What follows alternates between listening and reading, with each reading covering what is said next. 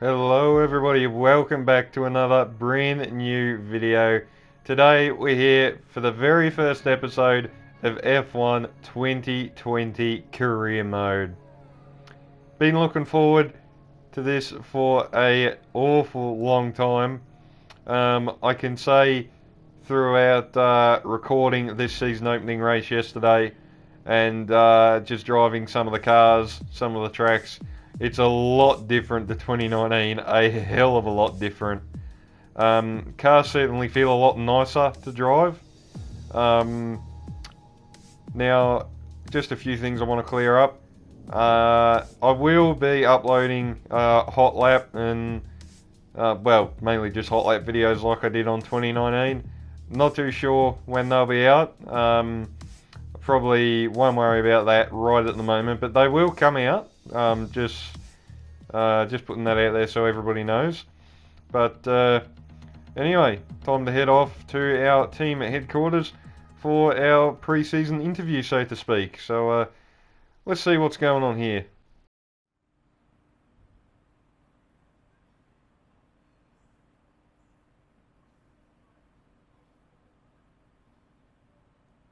Okay, we're live in 5, 4, 3. Hello folks, and welcome to the HQ of Formula One's newest team. We've been invited backstage to gain an exclusive insight into what could be one of the most exciting entries in the sport for many years. Now, we've seen a number of new teams enter the sport over the last decade, amongst their number Manor, Caterham, HRT and of course Haas. And while some have proved to be successful, others have morphed into different teams and some have disappeared completely. What marks this team out, though, as being something different is that its owner is also its driver. Now, there's a rich history of that in Formula One too. Sir Jack Brabham, John Surtees, Graham Hill and Bruce McLaren all drove their own cars in the sport, but it has become increasingly rare in recent years. What's very special about this team, though, is that while the team itself is new to Formula One, so too is its driver and owner. Whatever happens this season, you've already made the history books. Tell me, do you feel up to the mammoth task of both managing and driving for a Formula One team? Well, I don't really know, to be honest. It's going to be tough, but we'll give it our all, and the main aim is to climb the ladder and be at the top in the end. Every team needs two drivers, but what was it that drew you to your teammates? Now, just a heads up, our teammate is Mick Schumacher. No big surprise there. What drew us to him? He's Mick Schumacher. I mean, come on. What else do you need? No one aims to finish bottom of the table. Who's the team you're aiming to beat? I wasn't too sure what to do here, to be honest, but I thought about it for a few minutes, and Alfa Romeo. How are you expecting the car to feel out on track?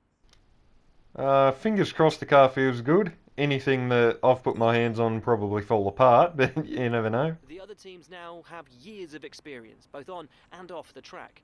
How are you planning to catch up to them? Just putting in the hard yards. A lot of hard work from team and driver. And hopefully by the end of it all, the hard work will pay off. Overtaking is a key part of this sport. How have you ensured that your car can take advantage of each opportunity that comes your way? I think that's just going to come down to the driver, to be fair. I think you guys will agree. If an opportunity presents itself, we've got to try and take advantage of it. And finally, which of your new departments are you most proud of? I'm going to go straight for the engine department because I've grabbed a Honda engine. So if it works, I'm going to be amazed. Well, that's about all we've got time for here. We will see how this fledgling team fares in its first Grand Prix. Okay, great, thank you. That's a wrap. Alrighty, so now that that half an hour interview is finally over, welcome guys to the headquarters of F1's newest team. I've really got no idea how this is going to go. This is all new to me. As you can see, we've now got activity timeline. You got oh, good lord, we're going to have to go through and have a look at everything here. This is this is all new. I can definitely say you can tell that there's been a lot of work put into the My Team side of career mode by Codemasters, and I can definitely say it looks pretty damn cool. As you can see here, well, all that was certainly new. Once again, we've got the R&D tree. Actually, a few upgrades already on the car. We've got one aero upgrade, 4 chassis upgrades as well. So that's always a nice little head start, I suppose. But yeah, this is all quite a bit different. But as you can see there, Mick Schumacher is our teammate for our new team. And well, who else was I really going to go with? There was a few options, all pretty talented drivers, but Mick Schumacher was just what I wanted to go for. You can't help but want a Schumacher across the garage from you. But anyway, it's time for our car reveal. So let's show you guys our brand new F1 car.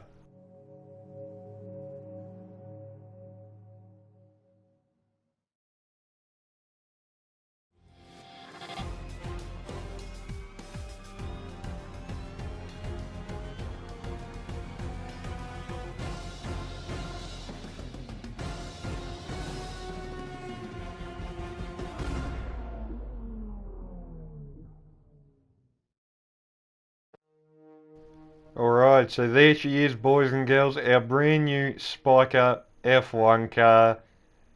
Looks pretty good. Basic design at the moment, but we'll change it up hopefully the further we go through the season. Our new parts have been completed without issue. They'll be on the car ready for the next race weekend. Alright, thanks for that, boss. So durability upgrade already on the car, so that should make things a little bit easier for us. Fingers crossed the car actually works when we get to FP1. Hey boss, I think we could better manage our time by organising some team activities. Head to the activity screen to see what we have available. Alright, thank you very much for that useless tidbit of information. Bit late to try and organise anything now as it is race weekend. Well, race weekend. That didn't come out the way I had it planned. But anyway, the 12th of March, it is time for the season opener here at Albert Park, Melbourne. Practice 1, we'll get that underway in a few moments' time. Now, just a heads up, I think this video is probably going to be somewhere around the range of 30 minutes. I've tried to keep it trimmed down as, you know, as short as I can possibly keep it. So hopefully it doesn't go on to like 40 or 50 minutes or something stupid like that. But there's a rundown of the difficulty settings and everything else. But let's get into FP1 and see what happens.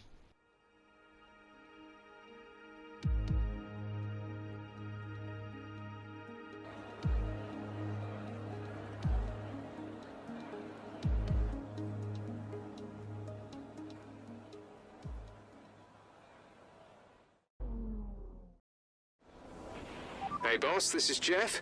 Just wanted to say thanks for trusting me as your race engineer. I won't let you down. The car is ready to go, but it's brand new of course, so there may be a few issues here and there. We'll be keeping a close eye on all the data. Alright, thank you very much Jeff for coming on board, and don't let me down this time, as I have control of the entire team and I can just as soon give you the boot if you foul up. But anyway, let's get out on track for track acclimatisation. But let's just hear this baby fire up. A bit like a rubber out on track. Try to take it easy for a couple of laps.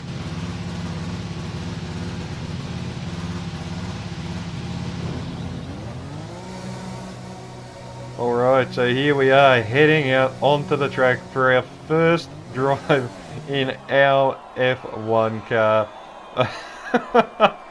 Oh, this is weird to look at, to be honest. This is really weird. But anyway, hopefully it all goes well. Track acclimatisation, mainly just wanting to get a feel for the car here to start off with. As I said, we've got a Honda engine in the back of this car. Mick Schumacher is our teammate, so I feel like we've got a pretty decent layout to start off with. I don't think we'll be threatening the top 10. We'll give it our all, obviously, but I don't think we'll be threatening the top 10 for the first few rounds anyway in terms of scoring points. We'll give it our all, but I think it might be a bit tough, shall we say, to score points here at Albert Park. The AI set on 105 for the difficulty level. Wasn't really too sure what to run it at, so I feel like 105 is just a good starter. If it does turn out to be too easy, then we can soon bump the difficulty up to say 107 or 108, or I don't know, if we seem to be too quick for our own good, we could soon bump it up to 110 and see what that does. But anyway, practice went fairly well. As you can see, we're passing all of the practice programs, getting purple scores on majority of them. Qualifying pace, we only managed a green score. Race strategy, purple score there for that as well. So I think that is every one of the practice programs done and dusted. Spread those over FP1 and FP2 as well. And I gotta say, first impressions, the car doesn't feel too bad to drive. It's got a little bit of understeer to it, particularly in the low speed stuff. But in the high speed corners, the car doesn't feel too bad. I think Mick had a pretty successful FP1 and FP2 as well. So both of the Spiker F1 cars looking pretty good at the moment, not having any reliability issues. I can't get my words out today, Jesus Christ.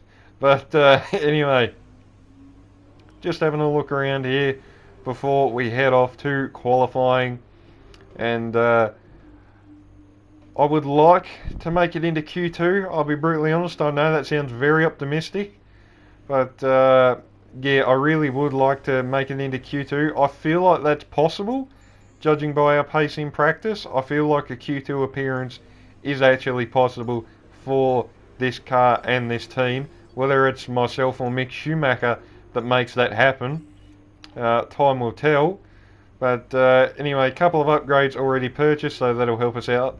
But let's get into qualifying for the Australian Grand Prix.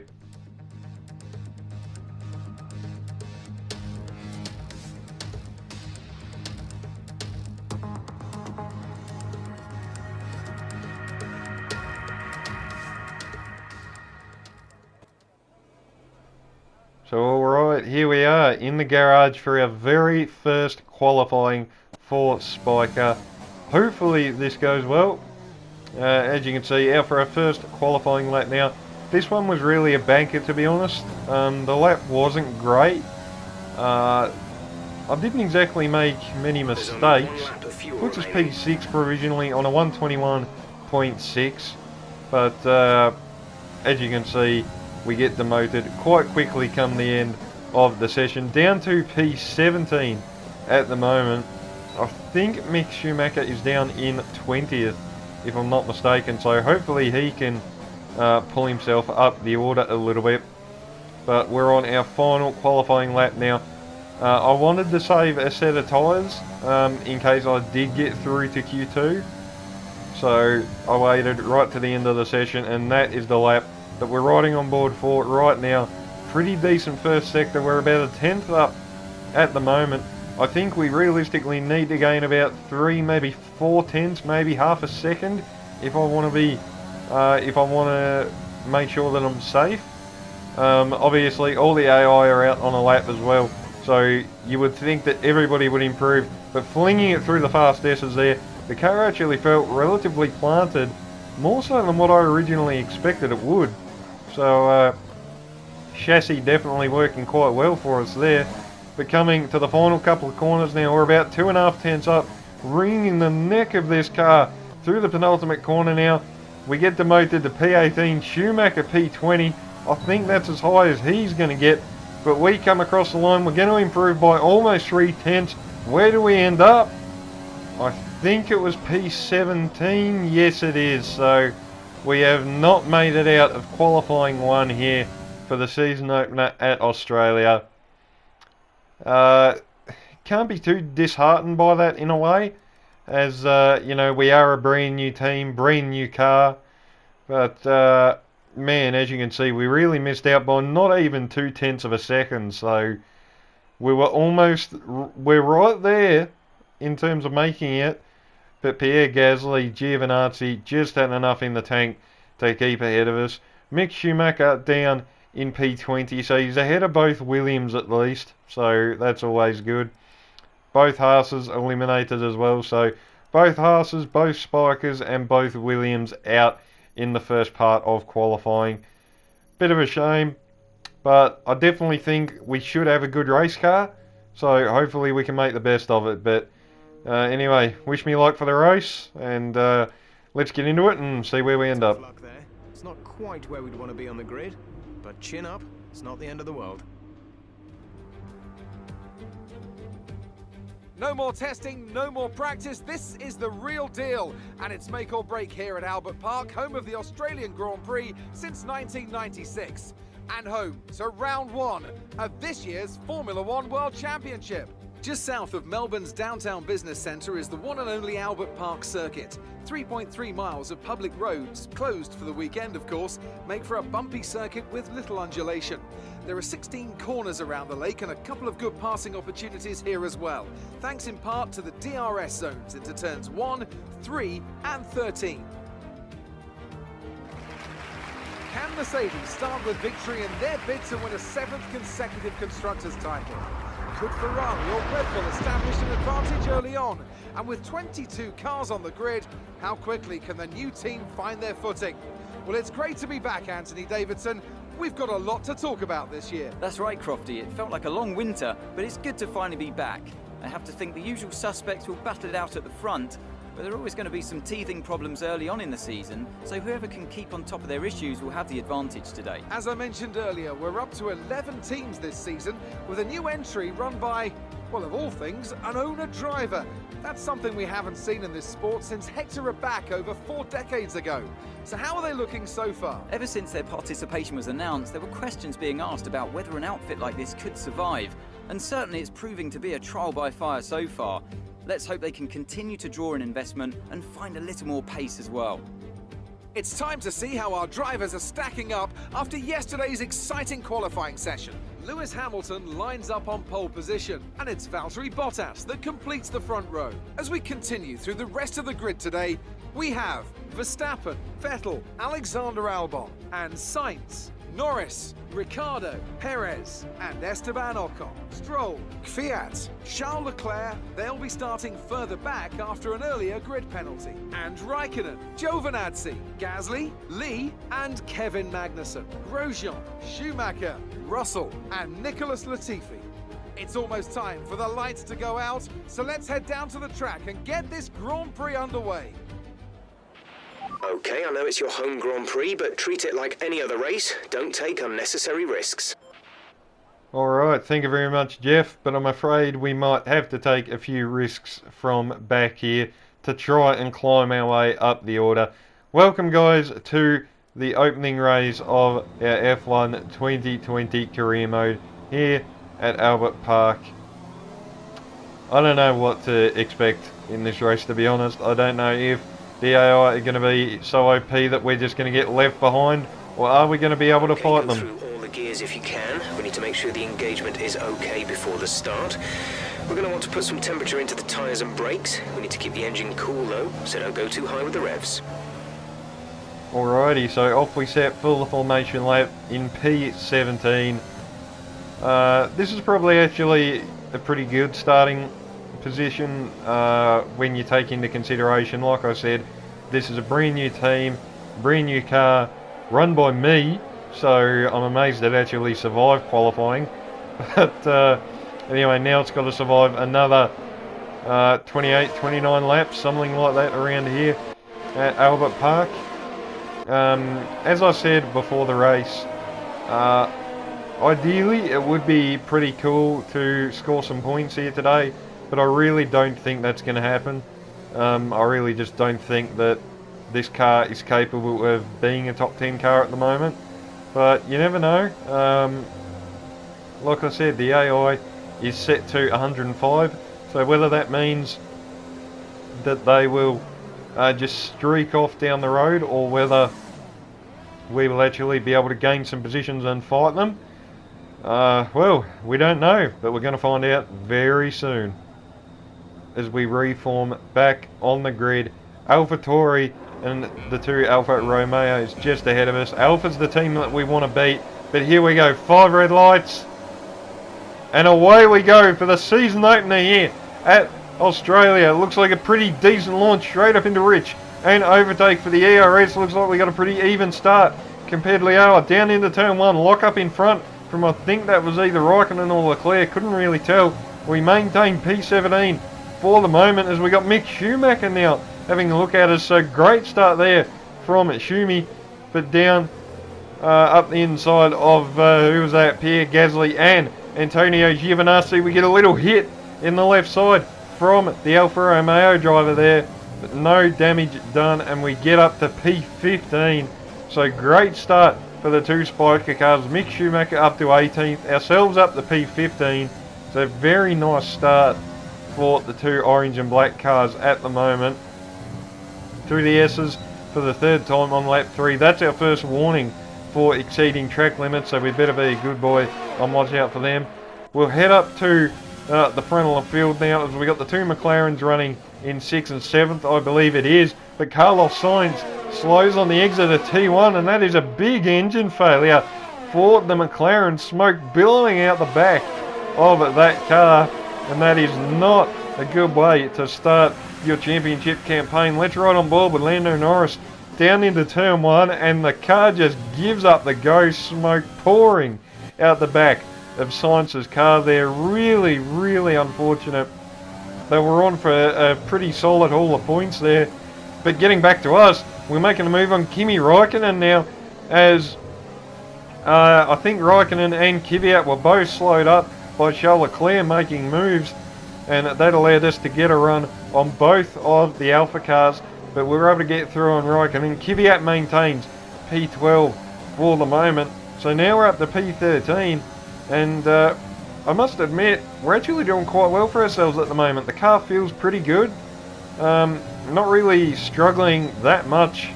Well, not as much as what I thought we would. But anyway, cutting on to lap 10. Nothing really happened after that. Kvyat was able to get the gap to basically 1 second, or just a little bit over. We were able to keep Kimi Raikkonen at bay, but into the pits we come now for our very first stop here in my team career mode. Hopefully the boys can service us pretty quickly and we don't get held. I'm not too sure what the pit stop times are like. I've heard they're pretty good apparently. So let's see, into the box, softs come off, mediums go on, 2.5 second stop, very impressive. And we've actually got a bigger gap to Kimi Raikkonen than when we come in. So a very impressive stop there from the Spiker boys.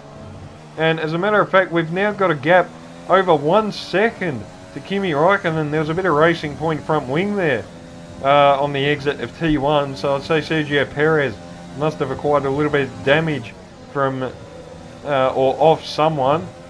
But coming out of the S's now, we're going to try and make a move. If we can, Charles Leclerc gets by the Racing Point. We're going to try and follow suit down the inside into the right-hander, and we get the move done. Back up to P15. Our teammate in the pits, so Mick Schumacher pits for what would be his one and only stop in this race. I think he's probably going to go with the hard tyres, which I personally don't think is the right call. Anywhere from lap 10 really, probably lap 9 if you were good on your tyres. I think mediums could go to the end.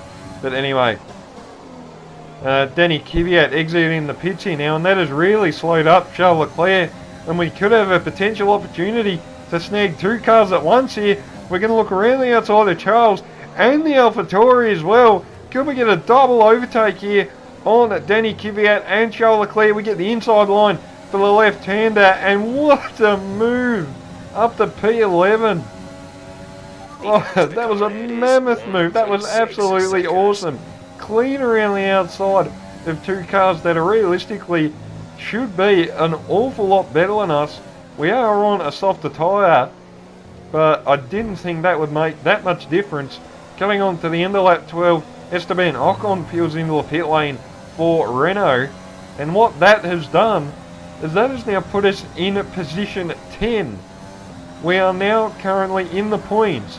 On to the start of lap 14, Romain Grosjean in the pits for Haas, and now we're up to P9.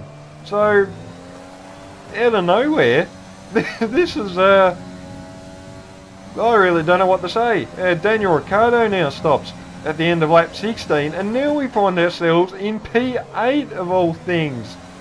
Like, this is not supposed to happen. This isn't right. But, I don't know what to say. This is bloody unreal. Charles Leclerc has cleared Danny Kvyat, so the Scuderia Ferrari is now right up our gearbox. But surprisingly, even with DRS, Leclerc has not been able to get past us. But I think our brave defence of P8 might come to an end. Charles with a really good run out of the S's. We've got no ARS to play with, and the Ferrari just goes right around the outside, up into P8 now. So I would expect him to go and hunt down, I think it's Lance Stroll in P7. He's a good 8-9 seconds up the road.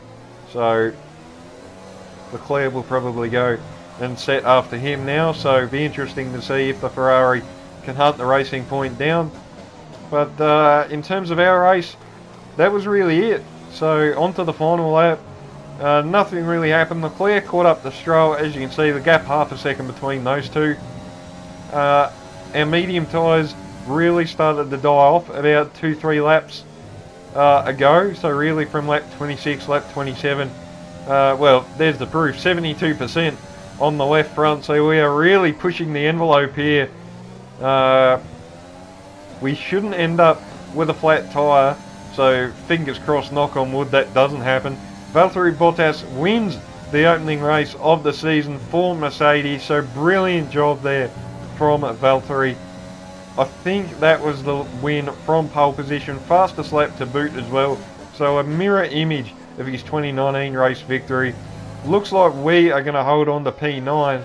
But let's go and have a look at the Mercedes driver now as he comes up to the final couple of corners. Been a commanding drive from Valtteri Bottas here today as he comes around the final corner up to the line.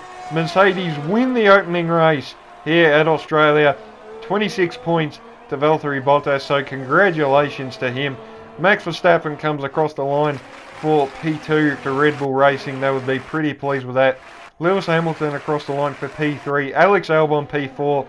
Sebastian Vettel P5, Lando Norris comes home, a brilliant P6 for McLaren.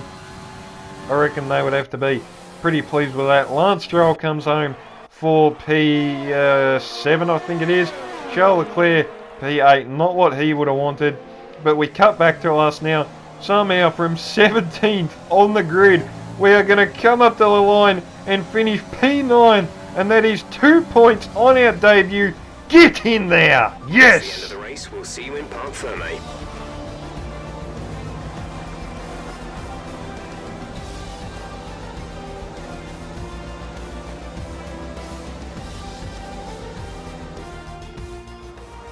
Another superb Australian Grand Prix comes to an end, and it's a thoroughly deserved victory.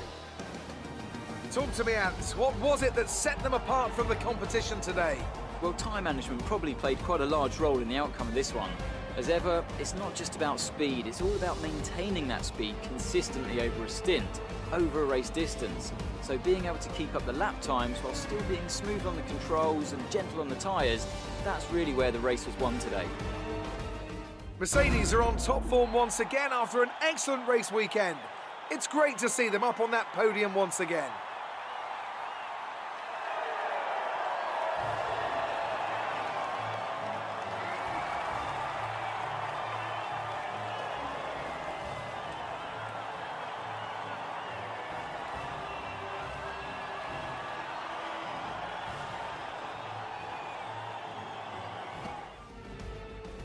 Alright, so there we go guys, that has been today's video, round 1 of our F1 2020 My Team career mode. Somehow we have scored points on our debut Spiker is in the points. Mick Schumacher P15 from P20, so not a bad race from our German teammate there. Hopefully he can find a little bit more speed and a little bit more pace, as I think we've definitely shown today what this car is capable of. Championship standings, P9. I'm pretty bloody pleased with that. P6 for Spiker in the Constructors, so that is bloody brilliant. But anyway, I think, if I'm not mistaken, it's time to go and have a chat to Claire. So let's see what pointless question she has for us this time around. The fans really seem to enjoy that. You made it look easy. You gained a lot of positions during the race, didn't you? Yeah, we certainly did. Mainly thank the chassis department for that, really. The car just felt really nice. You really looked in control of your car out there. Your team must be thrilled. Yes, I reckon the whole team would definitely be pretty pleased with the points finish on debut. You scraped the walls a few times. Were you struggling for grip? And once again comes back with the pointless question. I didn't think I ever did. Great. Well, that's everything. Alright, thank you very much, Claire. Still as big of a pain in the ass as what she was back on 2019. But there we go, guys. That race went a lot better than what I actually expected it to. Team Acclaim, looking pretty good. Cash, we got a little bit, so that's alright. Let's just see what we are at now. 2.63 million. Jesus Christ. That's just a little bit of money. But anyway, that is it. The Australian Grand Prix done and dusted. I still cannot believe we have scored points. As we continue to increase our acclaim, more potential partners become willing to work with us. We can now approach an additional sponsor from the corporate tab. Alright, so that's pretty cool. Looks like we've got a secondary sponsor on the car. Decided to go with Blue Star, achieve a fastest lap during the race. I think we can do that. Sounds a bit optimistic, I know, but I think that is possible. But anyway, that has been it for today's video, guys. Hope you have enjoyed episode 1 of F1 2020 career mode. Off to Bahrain next. Hopefully I'll have that uploaded in 2-3 days time, maybe, if all goes to plan. But anyway, thank you to everybody who has tuned in. Hope you have enjoyed the video. If you have, you know what to do. But until the next one, hope everybody is well, and I will catch you all next time.